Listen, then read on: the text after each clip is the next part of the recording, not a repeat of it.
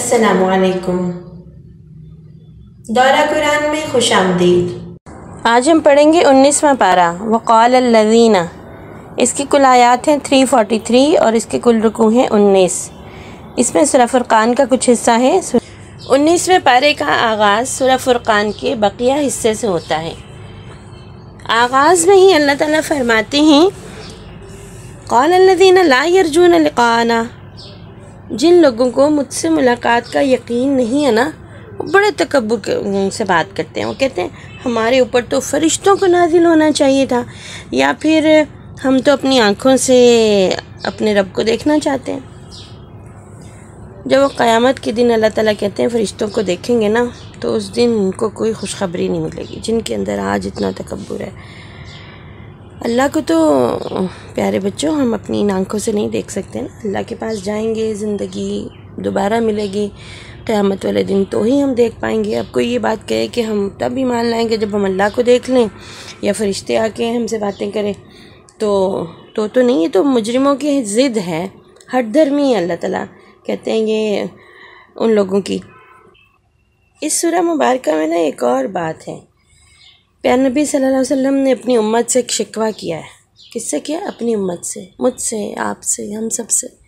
क्या शिकवा किया? प्यारे नबी अल्लाह ताला को ना क़यामत के दिन हमारी शिकायत लगाएंगे। अल्लाह ताला को कहेंगे प्यारे के इन्होंने कुरान मजीद को छोड़ दिया था, ना ही उसकी तिलावत शौक़ से करते थे, ना उसको समझते थे, ना उस पर अमल करते थे। तो बेटे हमें इस बात से डरना चाहिए कि प्यारे नबी हमारी अल्लाह ताला से शिकायत करें। और कैसी सच्ची शिकायत है, वाकई हम दिल से कुरान को पढ़ते नहीं, तिलावत का हमारे अंदर शौक़ नहीं है, फिर हम इनको समझते ही नहीं। बहुत सारे लोग पढ़ लेते हैं, हिफ्ज़ भी कर लेते हैं, लेकिन उन्हें समझ ही नहीं आता कि कुरान मजीद में अल्लाह ताला ने हमसे क्या कहा है। वो इसको समझने का शौक़ नहीं रखते, उसके लिए मेहनत नहीं करते। तो इस बात की अल्लाह ताला शिकायत लगाएंगे। और जब ज़ाहिर है कुरान मजीद को समझेंगे नहीं तो उस पर अमल कैसे करेंगे? या थोड़ा सा समझेंगे, थोड़ा सा नहीं। जितनी को मेहनत और कोशिश हम दुनिया की पढ़ाइयों के लिए करते हैं, बेशक वो नाफ़े इल्म है, फ़ायदेमंद इल्म है, अल्लाह ताला चाहते हैं कि हम उससे ज़्यादा मेहनत कुरान को सीखने के लिए करें। और कुरान को सीखना क्या है? इसको समझना, दूसरों को समझाना, इसका पैगाम ख़ुद भी समझना, उस पर अमल करना और इसके पैगाम को दूसरों तक पहुँचाना। फिर अल्लाह ताला ने इस सूरह मुबारका के आखिर में अपने ख़ास बंदों की ना कुछ खूबियाँ बताई। उन बंदों को वो कहते हैं, अल्लाह ताला प्यार से कहते हैं, लाड से कहते हैं इबादुर रहमान। रहमान के बंदे हैं ये, जिनकी अल्लाह ने खूबियाँ बताई। क्या खूबियाँ हैं रहमान के बंदों की? अल्लाह के लाडले बंदों की क्या खूबियाँ कि ये बंदे ज़मीन पर आजिज़ी से चलते। अल्लाह को ना तकब्बुर अकड़ पसंद ही नहीं। गुरूर से, नाज से, स्टाइल बना के चलना अल्लाह को पसंद नहीं है। अल्लाह को आजिज़ी से ज़मीन पर चलने वाले लोग पसंद आते हैं, जो तकब्बुर नहीं करते। और अगर उन लोगों का, अल्लाह के प्यारे लोगों का, पसंदीदा लोगों का वास्ता पड़े कई लड़ाई झगड़ा करने वाले लोगों से, तो उनको सलाम करके तो साइड पे हो जाते हैं, लड़ाई झगड़े में हिस्सा नहीं लेते। इससे ये बात भी समझ में आती है कि कहीं पर लड़ाई झगड़ा हो रहा हो ना, तो उसका हिस्सा नहीं बनना, वहाँ से परे चले जाना है और सलाम करके जाना है, सलामती भेज के जाना है। उसका फ़ायदा होगा कि झगड़ा ख़त्म होने का इम्कान हो जाएगा उससे। फिर अल्लाह ताला उन लोगों की खूबियाँ बताते हैं कि उनकी रातें रुकू और सुजूद में गुज़रती हैं, और वो ख़र्च करने में ना, पैसा ख़र्च करने में एतदाल रखते हैं, बैलेंस रखते हैं। ना वो कंजूसी करते हैं और ना वो फजूल ख़र्ची करते हैं। फिर अल्लाह ताला कहते हैं वो किसी को नाहक कत्ल करने से बचते हैं, बुराई और बेहयाई के कामों के करीब भी नहीं जाते, वास्ता ही नहीं रखते ऐसे कामों से जिसमें बेहयाई हो, झूठी गवाही नहीं देते, और बुराई की मजलिस से, बुराई की महफिल से दूर ही रहते हैं। अपने लिए और अपने घर वालों के लिए दुआ मांगते हैं। और दुआ कितनी खूबसूरत है जो अल्लाह ने हमें सिखाई। रब्बना हबलना मिन अज़वाजिना व ज़ुर्रियातिना क़ुर्रता अयुनिम वजअलना लिलमुत्तक़ीना इमामा। बड़ी खूबसूरत आयत, बड़ी खूबसूरत दुआ है। अल्लाह हमें हमारे घर वालों से आँखों की ठंडक अता फरमा और हमें और उन्हें मुत्तकीन का इमाम बना। इमाम भी किसका? कायद और लीडर किसका?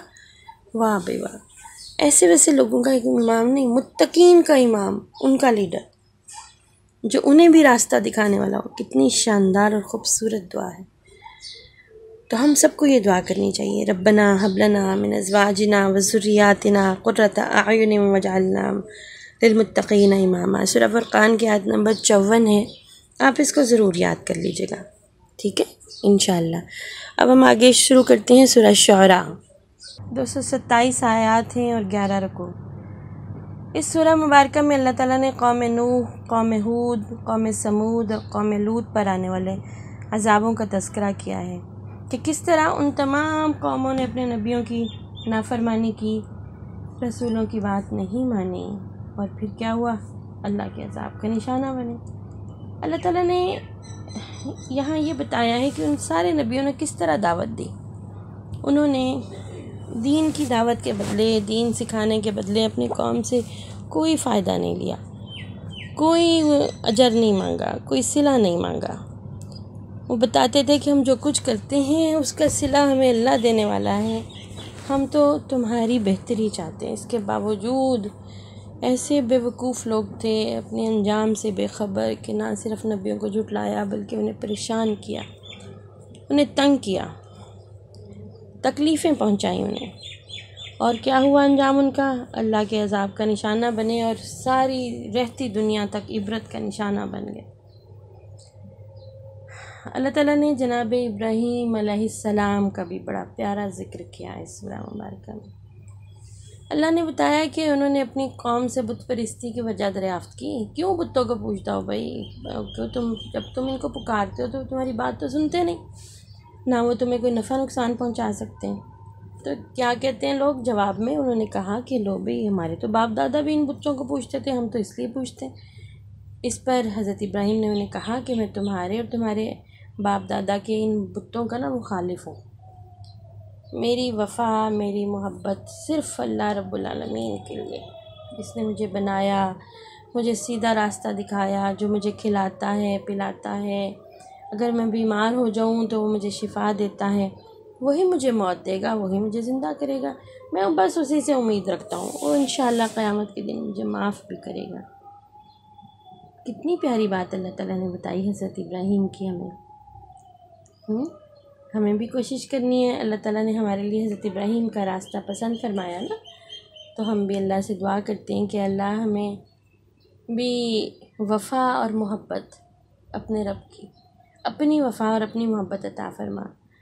आपने हमें बनाया है, आप हमें सीधा रास्ता भी दिखा दें। आप हमें खिलाते हैं, आप हमें पिलाते हैं। हम बीमार हो जाएं अल्लाह तो आप हमें शिफ़ा देते हैं।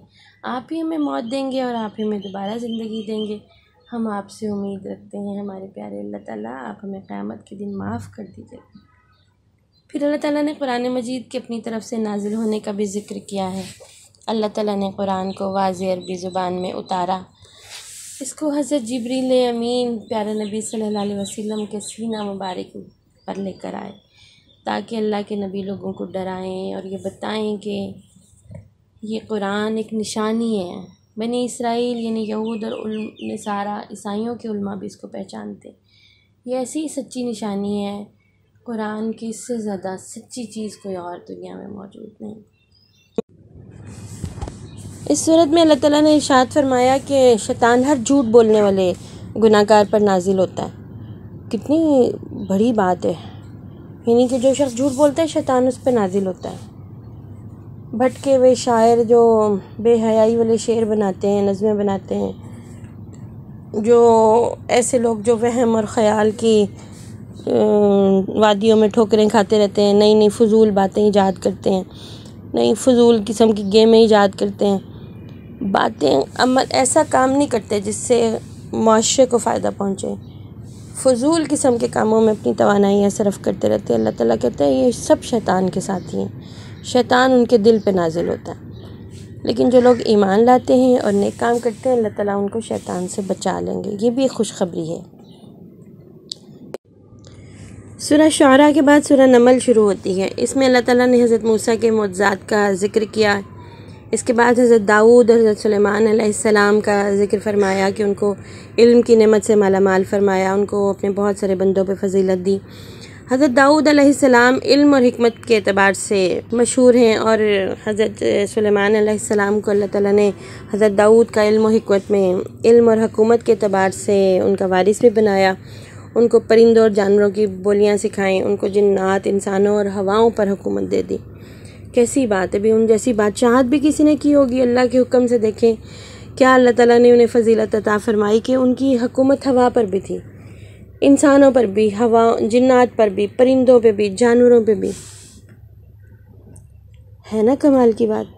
और ये कमाल अल्लाह रब्बुल आलमीन का अता किया हुआ था। इसके बावजूद हज़रत सुलेमान अलैहिस्सलाम के अंदर बहुत आजिज़ी थी। एक बार हज़रत सुलेमान अलैहिस्सलाम का लश्कर गुज़र रहा था इस सूरत में, सूरह नमल में, जिसका नमल का लफ्ज़ी मतलब ही चींटी है। ये वाक़या बयान हुआ है यहाँ पर। हज़रत सुलेमान ने देखा कि एक चींटी मलका दूसरी चींटियों से कह रही है कि जल्दी जल्दी बिलों में घुसो, ऐसा ना हो कि सुलेमान का लश्कर तुम्हें रौंद डाले, यानी तुम उनके पाँव के नीचे ना आ जाओ। हज़रत सुलेमान ने जब उनकी आवाज़ सुनी तो उनकी बोली समझ आ गई और वो हंस पड़े और उन्होंने अल्लाह का शुक्र अदा किया कि अल्लाह ने उन्हें इतनी बड़ी नेमत अता की कि उन्हें चींटियों की भी बातें समझ में आती हैं। इसी सूरत में अल्लाह ताला ने हज़रत सुलेमान के दरबार का एक वाक़या भी बताया कि एक दिन हुदहुद जो था ना वो गायब था, उसने अपनी हाज़िरी नहीं लगवाई। फिर हज़रत सुलेमान ने इस बात का नोटिस लिया और कहा कि अगर हुदहुद ने अपनी गैर हाज़िरी की कोई माकूल वजह ना बताई ना तो उसे शदीद सज़ा मिलेगी या मैं फिर उसे ज़िबा कर दूँगा। कुछ देर बाद हुदहुद आया तो उसने अपनी कारगुजारी सुनाई। उसने बताया कि आज दरबार की तरफ आते हुए मेरा गुज़र एक ऐसी बस्ती से हुआ है जहाँ के लोगों को अल्लाह ने बहुत नेमतें दी हैं और उन पर एक हुकूमत करती है एक औरत। उस औरत का नाम है बिल्कीस। उस कौम की बदकिस्मती ये है कि वो सूरज की पूजा कर रही है, हालांकि उन्हें तो अल्लाह की पूजा करनी चाहिए।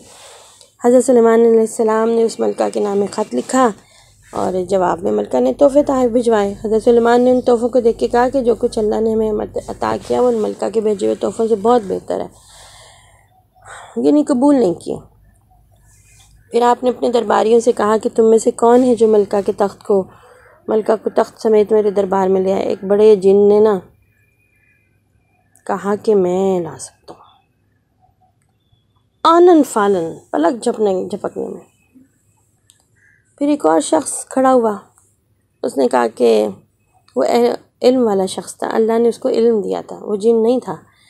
उसने मलका बिल्किस का तख्त फ़ौरन वहाँ पे हाज़िर कर दिया। हज़रत सुलेमान अलैहिस्सलाम ने मलका के तख्त में तब्दीली करके उनसे पूछा कि ये आपका ही तख्त है?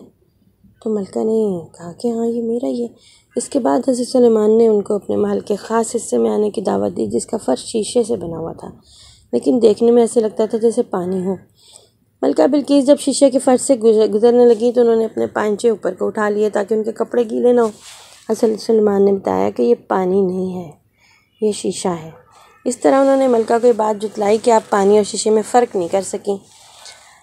दरअसल हज़रत सुलेमान उन मलका को ये बताना चाह रहे थे कि जिस तरह आप सूरज की रोशनी और अल्लाह के नूर में फ़र्क नहीं कर सकी ना और सूरज की पूजा करनी शुरू हो गई और अल्लाह को नहीं पहचाना, इस तरह आपको शीशे और पानी का फ़र्क भी नहीं पता चला। तो मलका ने फ़ौरन कहा कि ए परवरदिगार, मैंने अपनी जान पर जुल्म किया और उन्होंने इस्लाम कबूल कर लिया। इस वाक़े से हमें पता चलता है कि हज़रत सुलेमान अलैहिस्सलाम ने कितनी हिकमत और दानाई से, अक्लमंदी से मलका को इस्लाम की तरफ दावत दी। प्यारे बच्चों, मुझे ना यहाँ से एक और बात भी समझ में आती है। हम समझते हैं कि हम इस ज़माने में जी रहे हैं जब साइंस है, टेक्नोलॉजी है, इतनी तरक्की है। भला हज़रत सुलेमान जैसे ज़माने की तरक्की हमारे यहाँ है कि हमारे यहाँ शीशे के ऐसे फ़र्श हों कि जिन पे पानी का गुमान गुज़रे, और ना ही अभी तक हमारी टेक्नोलॉजी ने इतनी तरक्की की है कि हम कोई मटेरियल चीज़ों को एक जगह से दूसरी जगह ट्रांसफ़र कर सकें।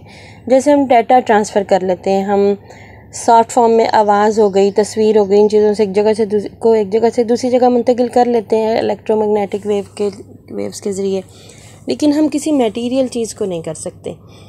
तो हज़रत सुलेमान अलैहिस्सलाम का दौर कितना तरक्की याफ्ता था कि तख्त मलका का, सुभान अल्लाह, मलका बिल्किस का तख्त जो है ना वो कैसे उनके दरबार में पहुंच गया हज़रत सुलेमान अलैहिस्सलाम की। असल में ये दुनिया, ये कायनात अल्लाह रब्बुल आलमीन की, हर इल्म का खालिक वो है, हर टेक्नोलॉजी का खालिक वो है।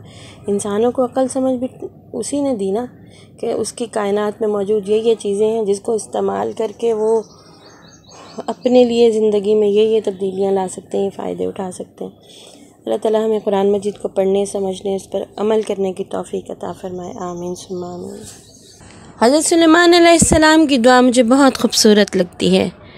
इतनी ताकत, ऐसे साहिब इक़्तिदार हुक्मरान कि उन जैसी मिसाल दुनिया में ना पहले कभी थी ना आइंदा होगी।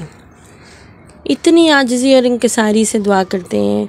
वक़ाल रब्बी औज़िअनी अन अश्कुर निअमतक अल्लती अनअमत अलैया व अला वालिदैया व अन अअमल सालिहन तरज़ाहु व अदखिलनी बिरहमतिक फ़ी इबादिकस सालिहीन। कहते हैं अल्लाह मुझे तौफ़ीक दे कि मैं तेरी नेमतों का शुक्र करूं जो तूने मुझे दी, मुझे और मेरे वालिदैन को जो नेमतें दी उनका।